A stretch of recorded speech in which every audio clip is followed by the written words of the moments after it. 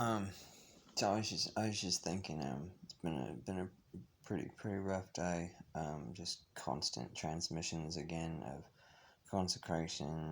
Furls were augmenting you. Sitting here in a room and listening to the TV talk about furls in the other room. And anyways, um, these creatures, man, these clone creatures, they get moved around in these vans, and these white vans, right? I know that sounds, like, stereotypical. But when I was in Portland, Oregon, I actually found like one of their bases, and it was like a kind of a it looked like a stock kind of white business building, 2 floors, maybe three, and it was over off of like 15th Street. And I found it one day, and there was a bunch of just kind of cars going in and out of it at kind of like a very fast rate. And one of the guys pulled out of this building and was like, "Hey, be careful out there, Matthew."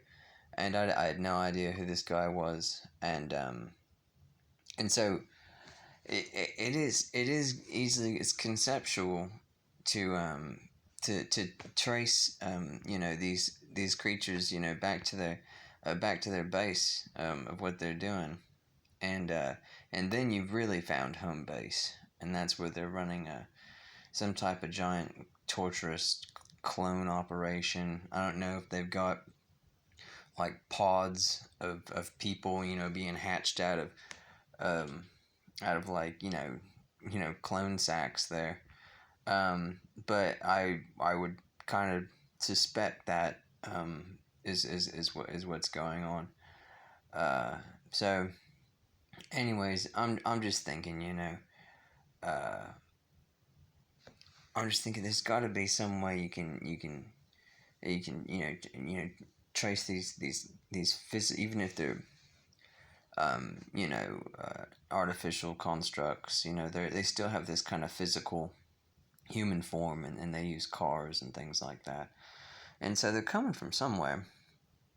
Anyways, I would just think this would be of importance to. I got this pain in my back left shoulders pulling out. They keep saying we're augmenting you, and it was really bad last night. They're starting to augment all the nerves in my mouth, and so like I find myself like waking myself up making like psh noises and things like that, and so it's getting pretty bad.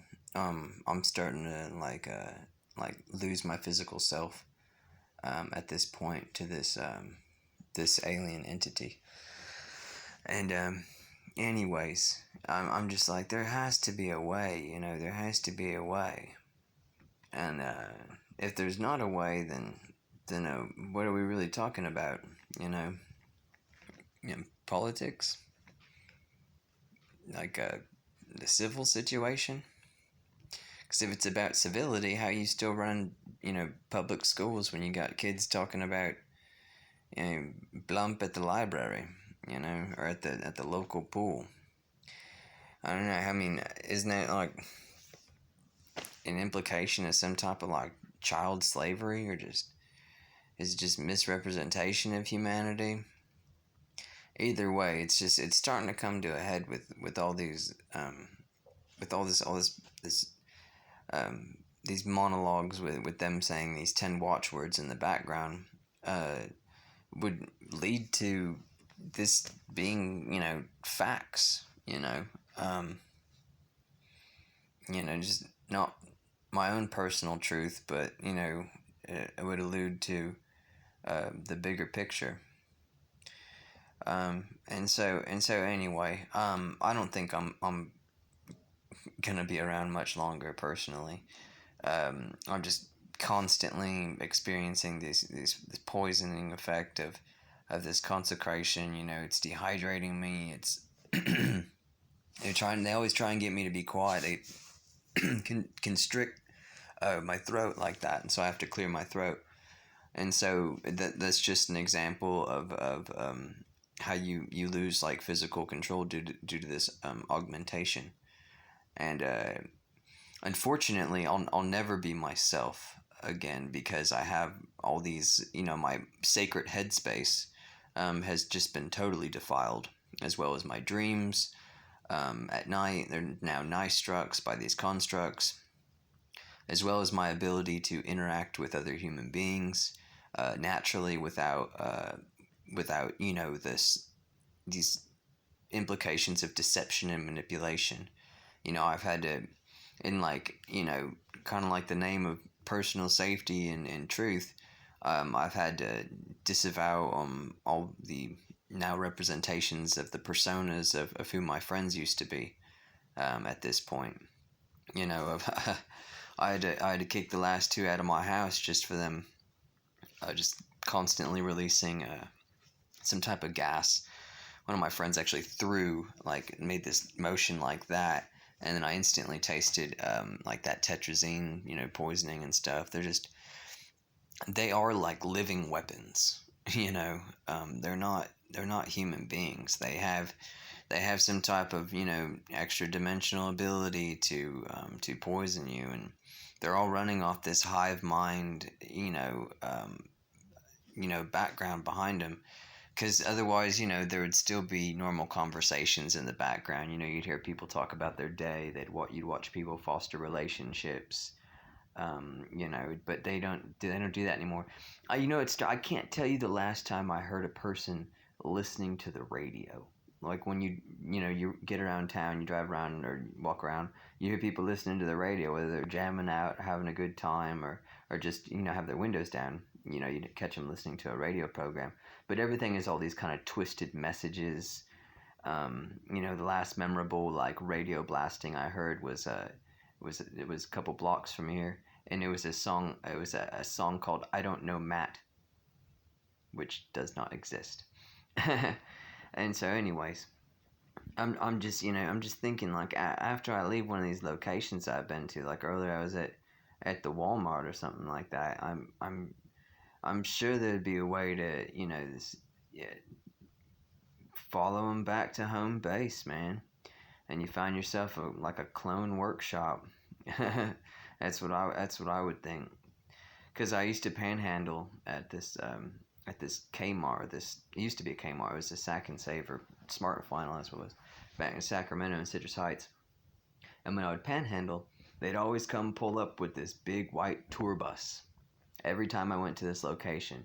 And I would go there at random times and intervals during the day, and often.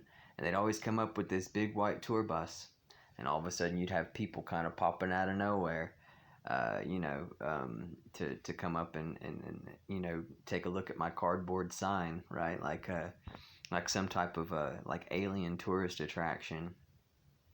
And so, where do these buses come from? Where do the vans go? Do they load them up and unload them? At the supermarket or whatever. Uh, Pretty sure, because I mean, I've seen one of these locations. I think it's like 15th Street in Portland. I think so. It's right before you cross this bridge going over west. Anyways, so just just trying to break it down, with what I've seen, these strange things I've seen, just because I'm still being tortured constantly, and I can't. Everybody I've told about this, every other person has been really quick to just disavow it, and not like a normal reaction, of disavowing it. It's like, if you were saying something that was far fetched, I mean, I would base it on human curiosity. I would think that there would be some tiny little spark left of human curiosity, like, oh yeah, I'm interested, oh, I will listen, but I just get excuses after excuses. It's like, wow, I mean, it sounds like you have a vested interest in something that I'm seriously concerned about, but it sounds like you have an interest somewhere, and so that also has been one of the huge red flags lately, and at this point, I'm just like, I just don't want my suffering to be in vain. Much less I hate to witness this stuff, because I'd much rather witness normal human beings interacting with each other in a social setting or in a public place that is like, natural. I mean, you don't have to be normal. You be yourself, but there doesn't seem to be any sense of self anymore. There's no interaction that's just natural, like, and all the small talk is very, very artificial, like scripts, kind of being read to each other, but there's always some type of like weird message, or normally it's negative, overwhelmingly negative. Not to mention these 10 torturous words I keep hearing every single place I've gone for the past um, 200 days now. It's been since the beginning of December. We're now dealing at the end of June. And so it's been 200 days in about three major cities, at least two for sure, Sacramento and Dallas. But there was also a trip across the whole half the United States, right, where I witnessed it, and even little pop up stations and things like that. Um, so at this point, it's just like, I don't know, man. It's some type of conspiracy, but it's definitely not a theory. I mean, I've got just information, bits here and there, and the implications are just overwhelming.